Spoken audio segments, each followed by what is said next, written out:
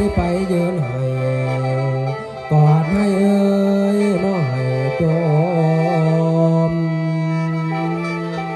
ลมภาษีเหนียวเหนียวไว้ใบไม้อ่อนตามน้ำตาไหลบ่งามหนายามเสียจากกันนี้พระนางเอ่ยคิดบ่มียามเศร้ายา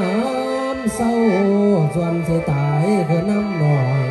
เมื่อจังหนึ่งมองขึ้นไปทั้งฟ้าเดี๋ยวเห็นก้อนขี้ฟ้าไหลมาเอ่ยเป็นโงนโงน